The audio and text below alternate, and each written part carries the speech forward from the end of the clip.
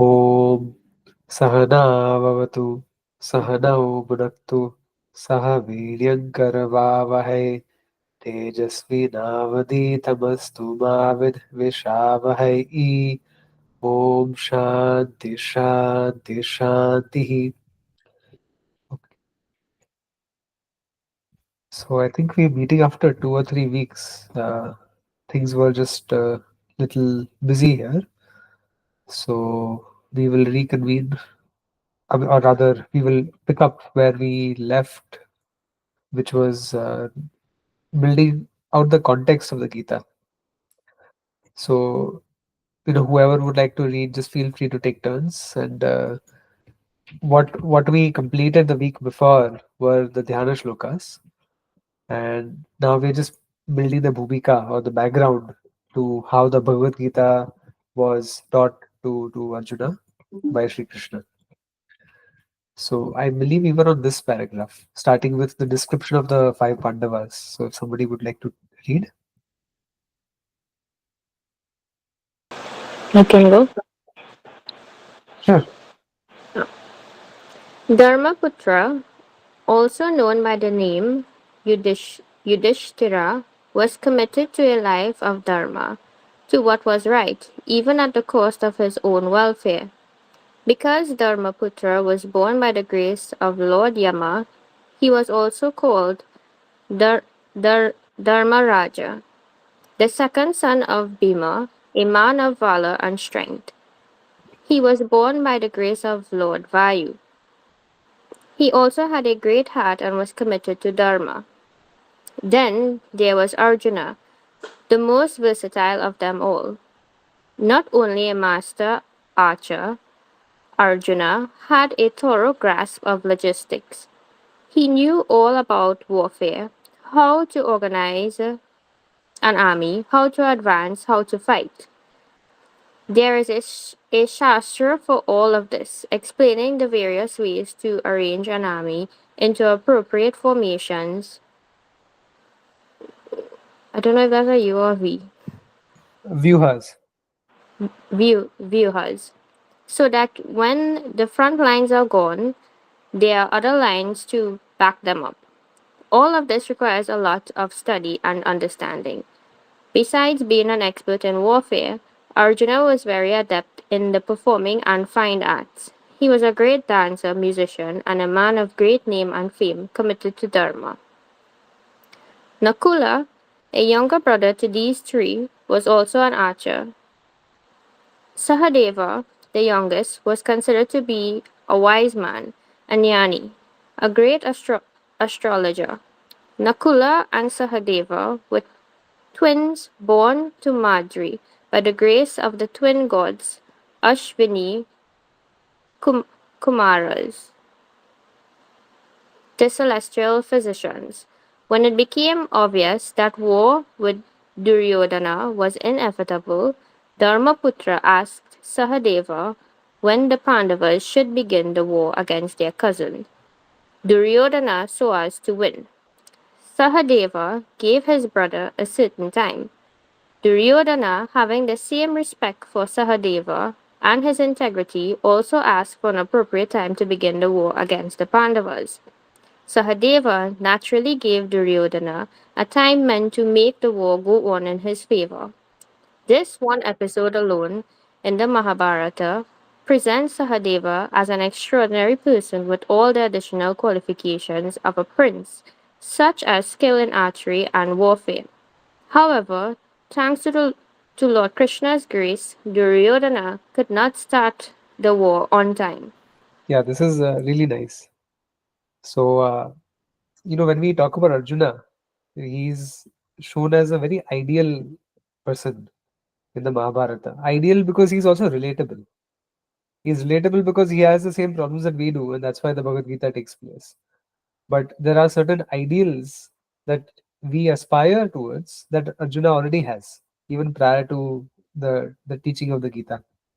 So, he's well known as a warrior. Of course, when people think of Arjuna, you think of one of the greatest warriors in the Mahabharata. In fact, I think several weeks ago, maybe a couple of months ago, we did a, we went in the segue talking about Arjuna and Karna, and how Karna is actually an overrated individual who doesn't have the same prowess as Arjuna does, and why there's a whole psychological play that's going through Karna's mind that makes him the person that he is. We spoke about that. And Arjuna was also a great army general. So not just a warrior, because warrior is one who fights on the front lines, but he also had the prowess of a general who is a generalist, in the sense that not only does that general understand how to wield arms and fight in battle, but also knows how to arrange other people in the army tactically and strategically to ensure victory. So, when you think about tactics and strategy, tactics is usually something that is short term or narrowly focused. So, a tactic could be that if there's an opponent in a certain battle, how do you take that opponent down based on whatever you see in front of you? So, there'll be certain tactics you will use.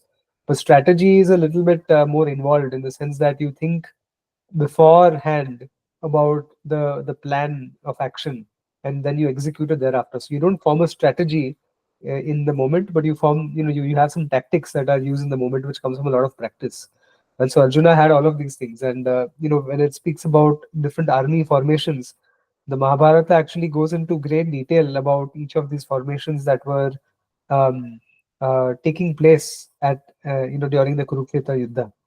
So some formations are, that there's one account of a needle-like formation, where there's a whole side story about it, where Arjuna had to kill Jayadratha, and he had promised that after his son Abhimanyu was slain, that if by dusk tomorrow, if I don't kill Jayadratha, then I'm going to immolate myself in the fire.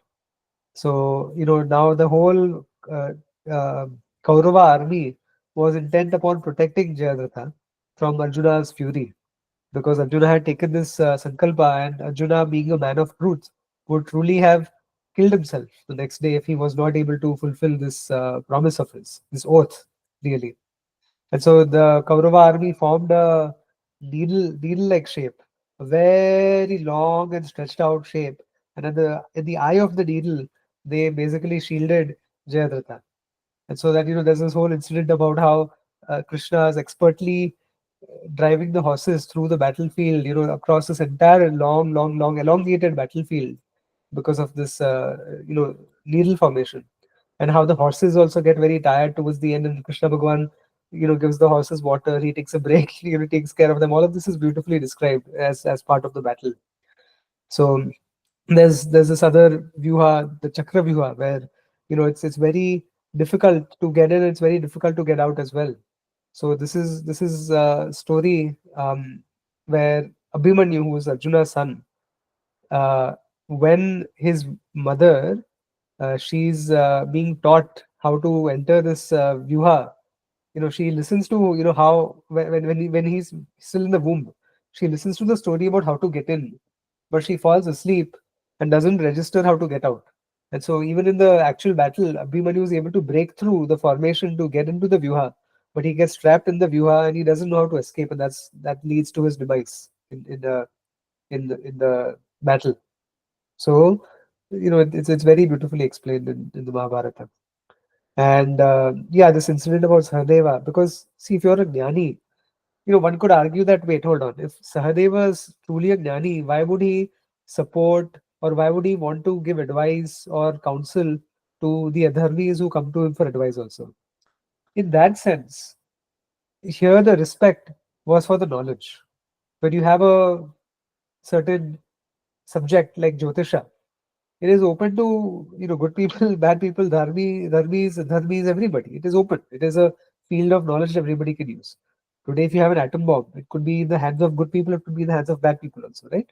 So ultimately, whoever comes to Sahadeva, it is a respect towards that teaching. Jyotisha is the knowledge of the astral positions, and it actually translates to light, Jyotisha. But here the light is, the astral bodies, which also give off light. And based on their light, they reveal their locations. And based on their locations, you're able to reveal certain patterns about your life as well, and the lives of others around you. So this is revealed through Jyotisha, and it is a subject matter that is available to everybody.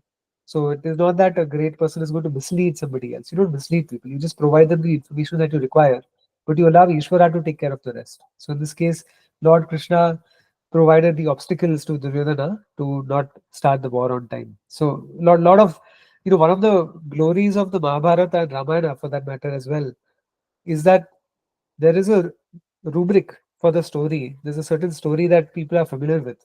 But within each story, there are many side stories, and those are equally beautiful.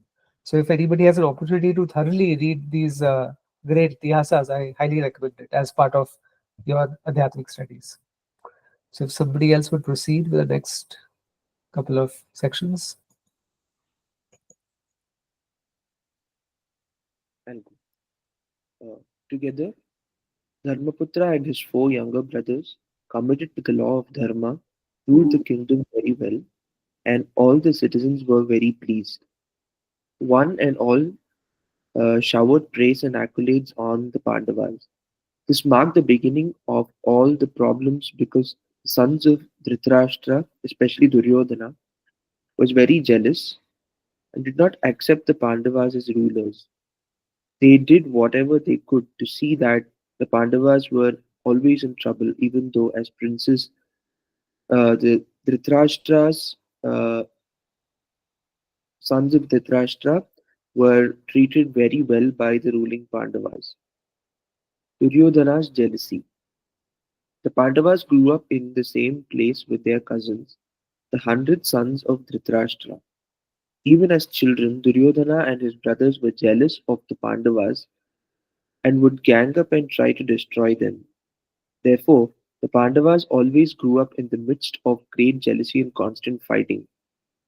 They tried to understand that their cousins were jealous and accommodated them as best they could. Now that the people were happy with Dharmaputra, uh, was their that Dharmaputra was their crown prince, Duryodhana's jealousy knew no bounds. From the time Dharmaputra became the crown prince, Duryodhana began scheming for the throne.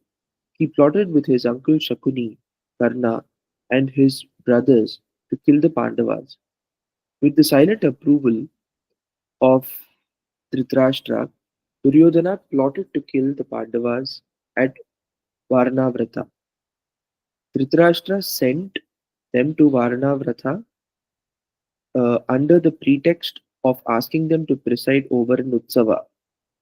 Duryodhana had already built a palace made of inflammatory substances for their stay, and had sent one of his agents with the instruction that at the opportune moment he should set fire to the palace, so that it would uh, look like an accident.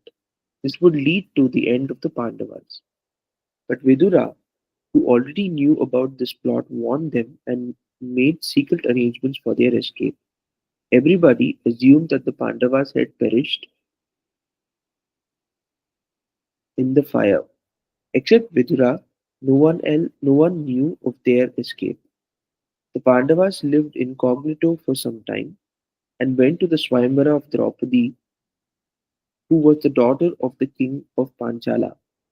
Arjuna won the test, and all five of them married Draupadi and came back to Hastinapura.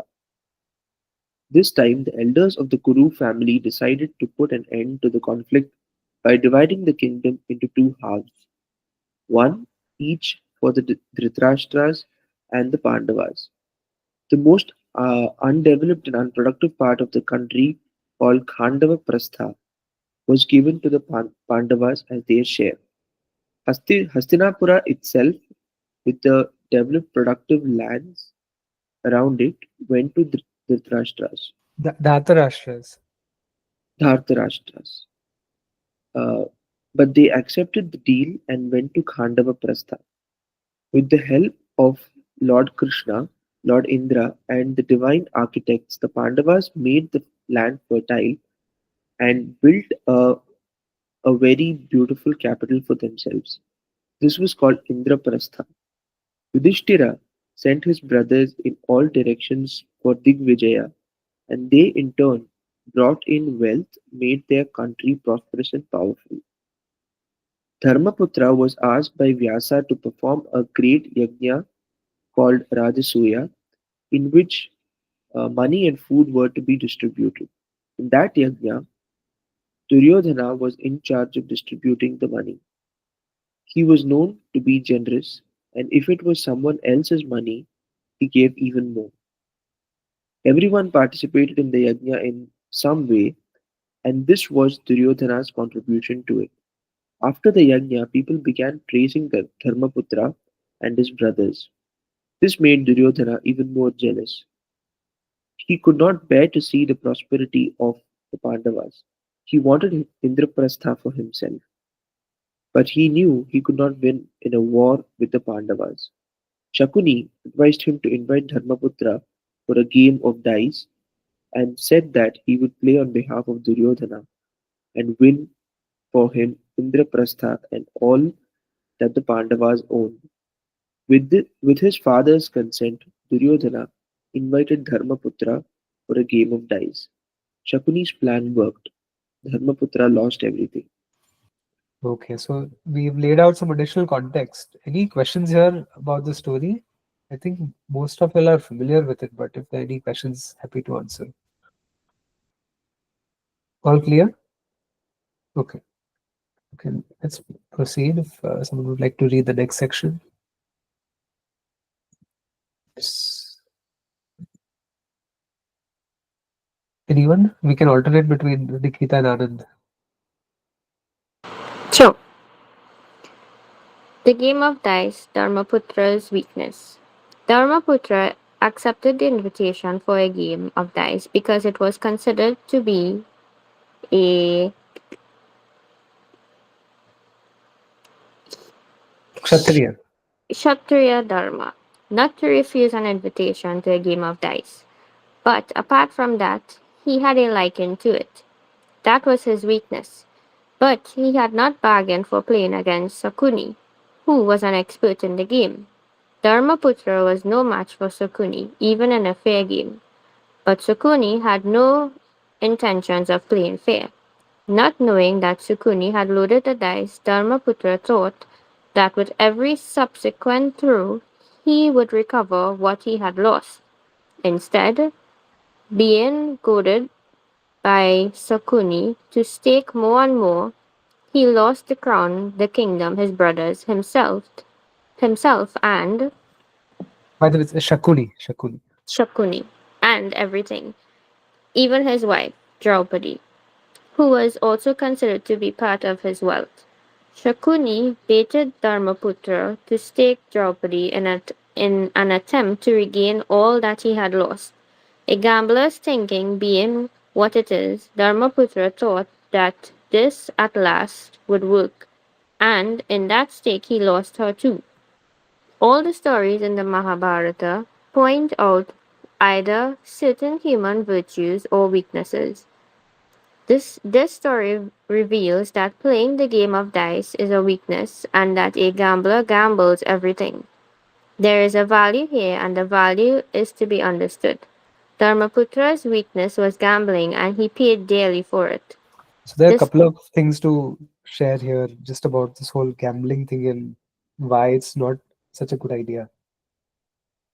You know, when he started off this particular section where there was a suggestion that Kshatriya is not supposed to refuse a challenge. But in this case, Pujya Swamiji points out it was also Yudhishthira's weakness, his, you can say, gambler's tendency to sort of take the bait that led to his downfall. See, if a Kshatriya is challenged to a fight, what is a Kshatriya going to bring to the table? Why would he accept the challenge? That's a question, right? Why would you accept a challenge? You would accept a challenge if there is a fighting chance, if you have trust in your abilities to win. Suppose you are say some great warrior like a samurai or whoever is some called out in the courtyard to fight to the death. So he's going to come out because that guy has a certain value and trust in his own abilities that he's cultivated over the years. So the person will come out to fight because here he's not bringing chance into the factor. Of course, there's going to be a chance factor everywhere because ultimately what we call luck. There's no such thing as luck. It's prarabdha. Luck is only an unknown quantity that we attach to something that is not known to us. It's unknown. And so we call it luck. But what it is good karma. Then if there's something that goes differently, not your way, then you'll say it's bad luck. No, that is papa karma. Punya karma is good luck. Papa karma is bad luck. But it is not arbitrary. Because when you use the word luck, I don't think we have a we don't have any word in our vocabulary, at least not in Hindi or Sanskrit or Gujarati, that has the sense of luck. There's a word called bhagya, but that is not luck. Bhagya is sort of, you can say, it is the a portion of the punya karma that is due to one. That is bhagya. So this, we should name, but we may avoid using expressions like "oh, good luck" or "best of luck," because what you are essentially telling a person is that I hope the odds favor you. When truly what we are wishing the other person is, may Ishvara help you in whatever it is that you're trying to accomplish. It is Ishvara Anugraha. It is not luck. It is not random. If you toss a coin and you get 5 heads in a row and you win some money because you bet it that way, that is it's 50-50% chance. You can say the toss of the coin is luck, how it landed. But you can't say that whether I chose heads or tails, that was luck, because there was a certain instinct that you had that made you choose a value to begin with before you toss the coin also. So then you can't call that also luck. That is also, it's bhagya, it's punya karma. Or if you lose, then it's pap karma. So we have to change our narrative about how we approach these things. Okay, so coming back to this story, a kshatriya is called out to fight a battle. And so he's not coming out on some basis of chance, but he's coming out on he's resting upon his abilities that he's cultivated over a lifetime to fight a certain battle. Then that's why a kshatriya must go and fight when challenged. Yes. But this game of dice is not counting upon your skills over here, so to speak. Right? Because sure, you could have a loaded dice and you can cheat and you can throw things in a certain way. But when I hear the word dice, I'm thinking probability. And when I think probability, I'm not thinking skills. There's no skill involved. When you're playing poker, for instance, it's a game of probability, but the skill involved there is to figure out whether I need to, up the stakes, whether I need to fold, whether I need to bluff, whether I need to do something. Those skills are involved in terms of like what you need to do given the odds. That's where the skill is involved. So again, one could look into that differently, but typically gambling is not a very good idea because there's something called gambler's fallacy, which is again a cognitive bias. A gambler's fallacy is essentially saying that if I continue to lose over a streak of losses, then my expectation that I'm going to win the next time around is higher and higher, because of course at some point you have to win. And so the gambler will double down on his losses, thinking that maybe I can win it all back. This could be in the stock market, this could be in Las Vegas, this could be in wherever. This is called the gambler's fallacy. And the reason it is idiotic to do that is because suppose I toss a coin and I get 5 heads in a row, and every time I bet on heads. So now it would be very foolish of me to toss it a 6th time, thinking that somehow the chances of getting tails will be higher this time because I've got 5 heads in a row, right? Because every single toss erases the history of the previous toss. It's a completely brand new toss. And so the chance of the 6th toss will still be 50-50%. But the gambler thinks that somehow, because I've lost so much, now I will finally win. That finally is what gets him into trouble. So anyway, that's why it's not a good thing to gamble for several practical reasons also. Any questions here? If not, we can continue to read. Prashantji, I have a thought. Ah, So this point that uh, when a king is invited for a gambling game, he shouldn't refuse it as being a dharma of the king. It seems Like right at the outset, it seems a bit absurd to me because even, I mean, it's just a sport at the end of the day, and irrespective of the times we were in, like even at the time of Mahabharata, it would have just been a sport, right?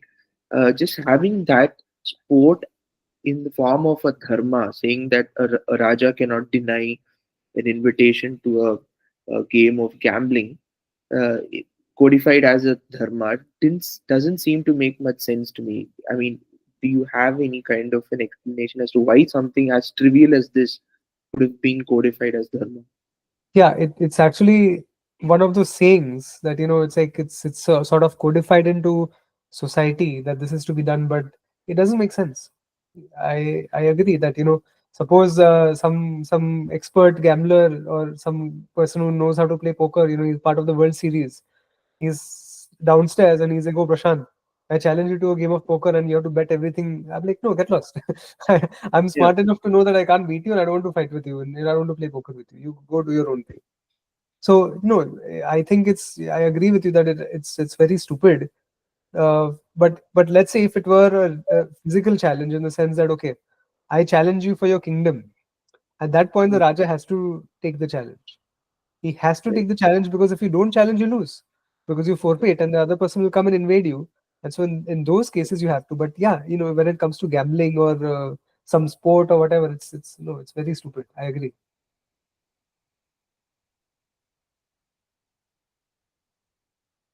Huh.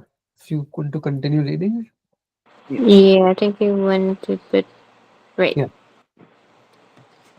The story then continues to tell how Draupadi was drawn into the court where she was insulted and attacked by Duryodhana's brother, Dush- Dushasana. Dushasana. Dushasana.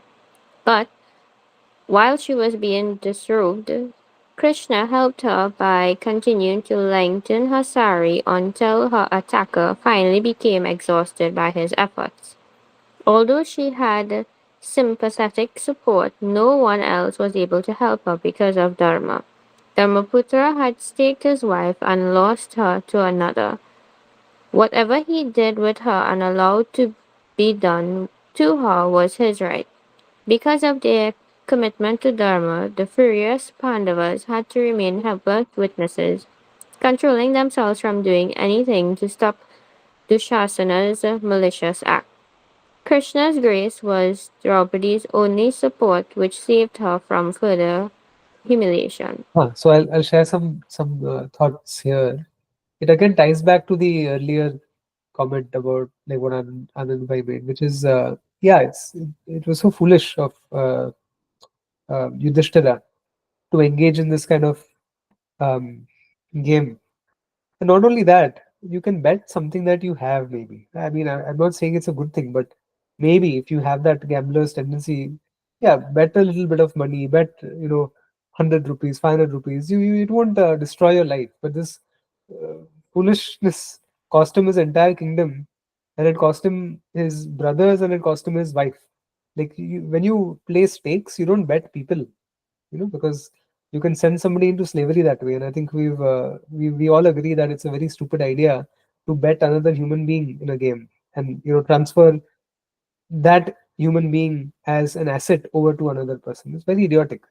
So this is the only time, and that's why I'm being harsh towards Yudhishthira, because this is the only time in his life where he royally screwed up. Right? Every other instance, he's the perfect individual. You can't think of a more dharmic person than Yudhishthira. He was Dharmaputra. He knew what was Dharma. But the Mahabharata is a little unique compared to the Ramayana, because in Ramayana, I'm not saying it's black and white, but in Ramayana, it's a lot clearer what is Dharma and what is Adharma. But in Mahabharata, there's a magnifying glass put on the character where you don't see just the good side, but you also see a few defects. That's why even somebody as great as Bhishma Pitamaha, in this very incident that is described over here, this disrobing of Draupadi, there he has been faulted in this one particular incident. I think he was faulted needlessly. I don't think it was Bhishma Pitamaha's fault completely here. I would say the ones who were the perpetrators here such as Karna. Karna was the one who goaded Duryodhana. Again, Karna was one of the most vile characters in the Mahabharata. And I don't know why people name their kids after Karna. Karna becomes Karan. But anyway, I don't know why people do that. But typically, don't name your child after Karna, name him after Arjuna. Karna was a villain. He was every bit as bad as Duryodhana. So nobody names their kids Duryodhana, hopefully. Interestingly, the Dhritarashtra's, the name started with do, right? Dushasana, Duryodhana, because that do is a sort of a negative. It's like, not good, avoid, not good. So his actual birth name was Suryodhana because he was such a nasty piece of work that he started being called Duryodhana. That's what the story is. And here, Puju Swamiji, I was listening to his pravachan on the Gita. Uh, and so I remember what he had once mentioned is in this incident where, so as Draupadi is being disrobed by the Kauravas, uh, she starts praying to Bhagwan. And obviously, your sari has a limited length. No, it must be 9 meters, 12 meters. I don't know what women wear, but there's a certain limitation to how long it is. And so, as Duryodhana is pulling the sari doesn't end only, it just goes on and on and on and on. And there's a huge pile behind him. And it doesn't end. It just keeps adding on to the stack behind. So then finally, he gives up because Krishna Bhagwan kept providing the cloth as a blessing. So that is the story. And so then Pujya Swamiji takes the story and he adds some more spice to it, which he's very good at. So he says that then, when this incident was over, Duryodhana and his brothers wondered what to do with this whole stack of, sari that had piled up behind them. So they decided to cut that into 100 saris and, drape all of their wives in that sari, in those different pieces of sari. So, from the Draupadi's long, endless sari, 100 wives are clothed from that. But then Krishna's sari was Mayavi, na? So when Krishna snaps his fingers, the cloth disappears. so, so that's the story that Puju Samji said. So it's very interesting because ultimately it was a Mayavi sari. It wasn't. It was a Pratibhashikam. It was not a Vyavaharikam. You can't create something from nothing. It was an appearance. And so that sari was also an appearance. Very beautiful. Okay, if you want to continue. Yes, The exile of the Pandavas. The Pandavas felt humiliated. The other four brothers were bound by love and honor to Dharmaputra. That prevented them from killing Duryodhana and others then and there. So they stood there with suppressed anger and frustration, and Draupadi appealed to the elders in the assembly for justice. Many signs of ill omens appeared at that time. Then Bhima declared that he would kill Duryodhana and Dushasana in war later. Arjuna declared that he would kill Karna. Sahadeva vowed to kill Shakuni. Nakula in turn vowed to kill Shakuni's son. These declarations were terrible and frightening. At this, the Dhritarashtra. Dhritarashtra, There's a typo over here.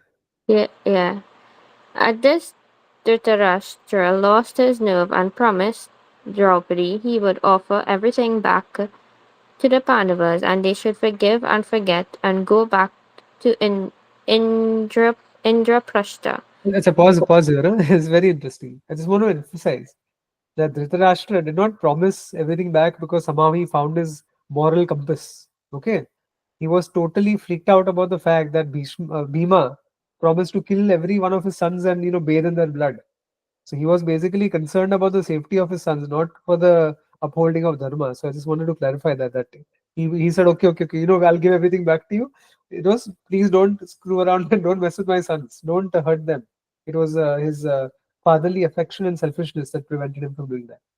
One more point I just want to make here, because social media is such a rancid place at times when people, okay, look, don't take it the wrong way. I'm not saying not to make a big deal of the Vastra Haran incident. It was a huge deal. It was a huge blot on all of those who were present over there. But when you use one incident to completely paint the character of another individual and taint every single thing that they did after that, it is inappropriate. So, for instance, in the Mahabharata, Bhishma Pitama tries to convince the Dhritarashtra's, and he tries to convince Dhritarashtra as well that this is not appropriate. He often chides Karna also, that stop filling the ears of these people, and he does what he could in terms of the words that he uses and his ability to convince others. Even during this incident, as I read, he did try to put some guilt into Dhritarashtra's mind about all that is happening, and he did instill some he did try to instill some common sense in these people. So it's not that he did not try. So I think the blame that Bhishma Pitamaha gets as being, so quote unquote, a silent witness is, first of all, inappropriate. It's not true. And secondly, he had taken an oath to support whoever sat on the Kuru throne. And in this case, it just happened to be Dhritarashtra, and he could not steer away from that oath that he had taken. That's what he was doing. So I think, from my understanding of Dharma and the situation, I think Bhishma Pitamaha is pretty faultless. Perhaps one could say that he could have done a little bit more, but I think he was not to be blamed the way that some people on social media do. So just wanted to clarify that part. But yeah, continue. Then Bhishma Drona Then Bhishma, Drona, and other respected elders told Duryodhana that what had happened was wrong and that Dharmaputra should continue to rule the kingdom. But Duryodhana would not budge an inch, and everyone agreed to play one more game with the condition that if the Pandavas won, they would get their kingdom back, and if they lost, they would go to the forest for 12 years, during which time Duryodhana would rule the kingdom. When they returned, however, the kingdom was to be given back to the Pandavas. Duryodhana agreed to this condition with one amendment. That is, for one additional year, the Pandavas should live somewhere incognito without being recognized by anyone. If any one of them was discovered, they would all have to serve another period of 12 years in the forest, plus one more year living incognito. Ajnatavas, Agnyata Vasa. Ajnatavasa. In this way, Duryodhana was certain that he could send the Pandavas back into exile for 13 more years because he had so many spies moving about the kingdom. At least one of the Pandavas would surely be recognized, he thought.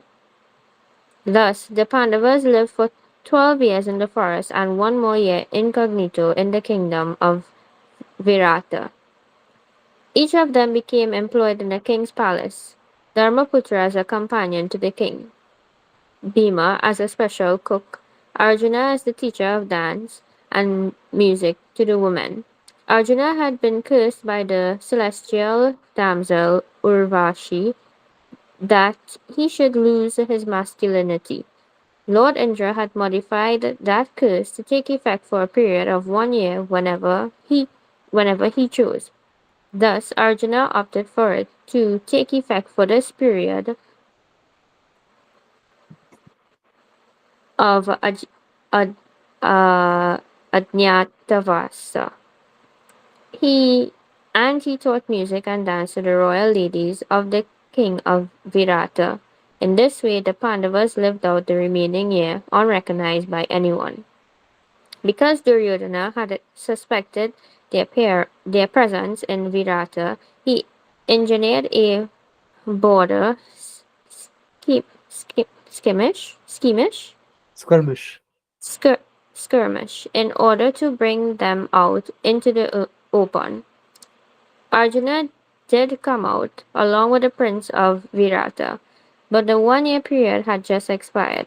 Bhishma was the one who told Duryodhana that, according to the lunar calendar, the period was indeed over.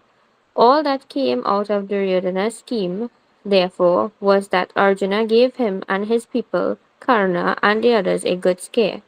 It was a great day for Arjuna, one he had been long awaiting. So if anyone is in doubt about how great a warrior Arjuna was, The Virat war is a, a good evidence of that. He single-handedly destroyed. He destroyed. I'm saying that figuratively. He really, really, really humiliated the other side. You know, the sum total of like all of the great Yodhas from the Kauravas could not touch Arjuna. Like single-handedly, he, schooled them, as they say. So yeah, Arjuna was definitely one of the greatest warriors in the Mahabharata.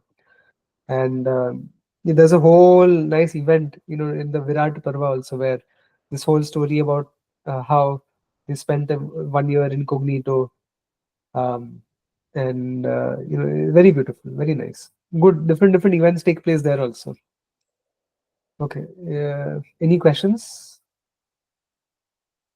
Okay, we can flip back to Anand. The Pandavas return. The Pandavas came back to claim the kingdom, but Duryodhana refused to return it to them. No amount of pleading could convince him to alter his stand. Bhishma, along with other highly respected people, advised Duryodhana to return the kingdom, but he refused. Duryodhana had enjoyed absolute power for 13 years.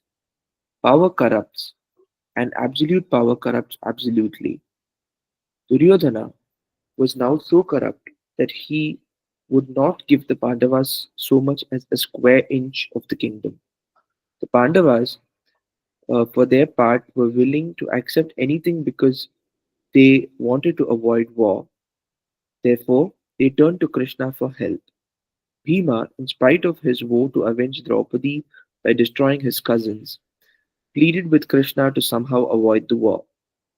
They all told Krishna, "It will be the end of the entire family. We do not want this. We are ready to take anything, but let dharma prevail. Otherwise, it is adharma. It is not proper. We are supposed to protect dharma. Now we have to fight, and we do not want to fight. Please make it possible for us to avoid the war." But even Krishna's eloquence, pleading power, and negotiating acumen were of no avail. Duryodhana was too hard a nut to crack. His attitude towards his cousins was based on the fact that they were princes, members of the ruling class. They had valor and were well armed with weapons. "Let them fight," he said, "and take the kingdom as they should. I am not going to give it back to them. I have declared war. If they want the kingdom, they should meet me in the battlefield in Kurukshetra and take it. Otherwise, let them go back to the forest. I will not disturb them there." In his role as the mediator, Krishna then asked Duryodhana for some kind of compromise. He said, "Give them one state with 5 districts. Give them a district with 5 counties. Give them a county with 5 villages. Give them a village with 5 houses. Give them a house with 5 rooms." Duryodhana refused to give even one needle point of land to the Pandavas. The issue, therefore, was no longer the kingdom, but a matter of dharma, a question of right and wrong. The Pandavas were the lawful rulers, even though Duryodhana ruled the kingdom de facto. The Pandavas were the rightful rulers, rulers in exile, and Duryodhana was a usurper who continued to occupy the throne. To allow a usurper to rule the kingdom is to allow injustice, adharma, to go unchecked. If the king himself is following adharma, what will happen to the kingdom? Just as a fence put around a growing crop to keep out stray animals uh, should not creep into the field and destroy the crop, so too a ruler should not destroy dharma. Rulers, kings, are all fence-like protectors. If they begin to follow adharma, the kingdom will not be fit to live in. This is a daily prayer that says, there is a daily prayer that says, "Nyayena margena mahim mahisha paripalayantam, paripalayantam. Let all the rulers of the world rule their kingdoms, following the path of justice. This is said because the word ruler implies justice. It may be of your own son or a cousin by marriage who has done wrong. Nevertheless, the person must be given the punishment that the crime deserves. This is the duty of a ruler. The Pandavas were supposed to protect dharma, law and order, and Duryodhana had gone against it in every way. Dharma and justice had to be reinstated.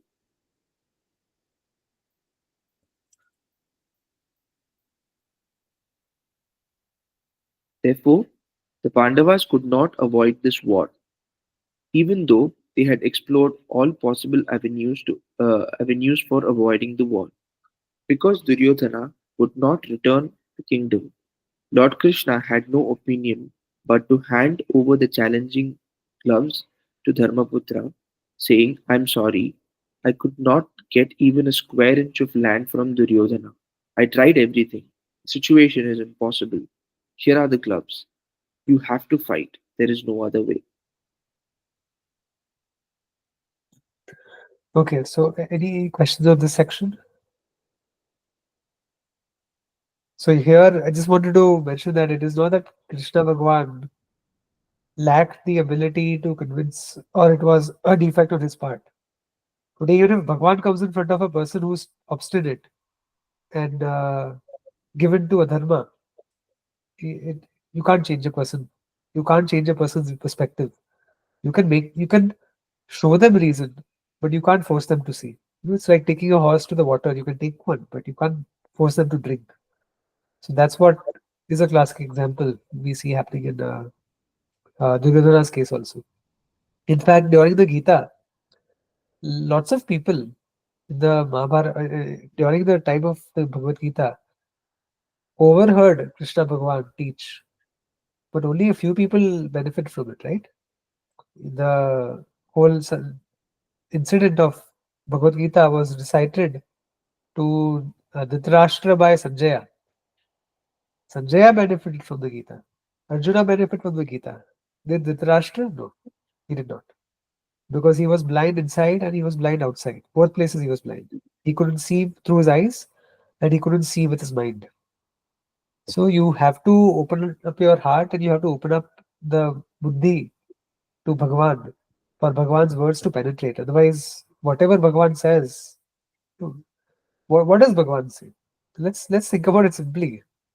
Does Bhagwan have to come in front of you to reveal a message? It's already there in the Bhagavad Gita. It's the words of Bhagwan. That's why it's called Bhagavad Gita. It is the song of Bhagwan. It is the teaching of Vedanta as taught by Ishvara. It is there in front of us. Everybody typically has a copy of the Gita, and now we have a commentary by Pujya Swamiji. And yet, this is what we do. We don't spend our life contemplating upon these profound truths. So, in some sense, just as a self-criticism, we all have a little bit of Duryodhana in us because even with the teaching before us, are we truly ready to drink from it? So that is an open question. So I think we been here 50 minutes. Let's reconvene back next week. And yeah, Nikita.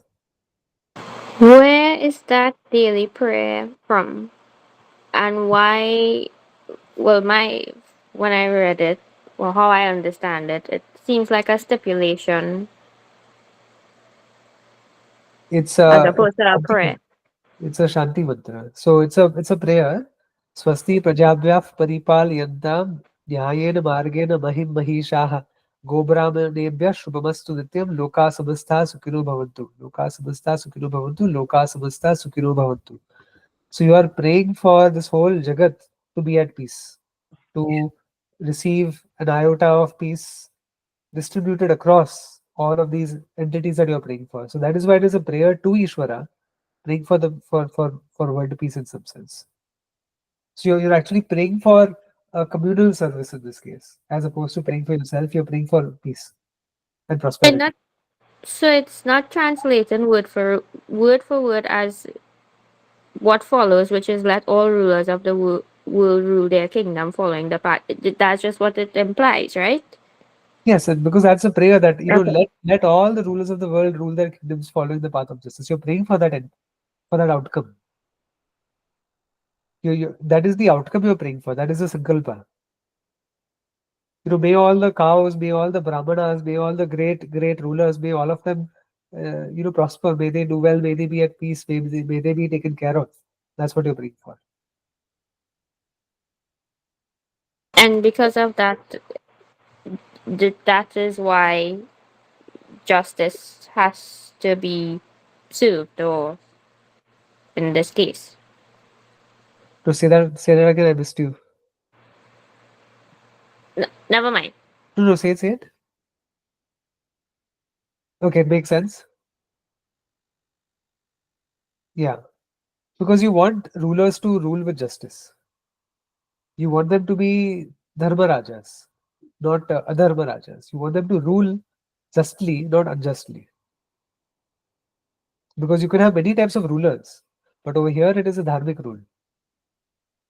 So that's what this. That's what the word even paripalayantam. All of these are like swasti prajabhya. Like swasti is the well-being. Praja is the public, all of the people. May all the people be well. May they be taken care of. May they be healthy. May they be prosperous. So all of that is inbuilt into the prayer. Shanti mantra. Okay. So yeah, we can end with that prayer maybe. Om Swasti Prajabhyah Paripalayantam Nyayena Margena Mahim Mahishaha Go Brahmanebhyah Shubhamastu Nityam Loka Samasta Sukhino Bhavantu Loka Samasta Sukhino Bhavantu Loka Samasta Sukhino Bhavantu Om Shanti Shanti Shanti Harihi Om Shri Gurubhyo Namaha Harihi Om. Close the recording.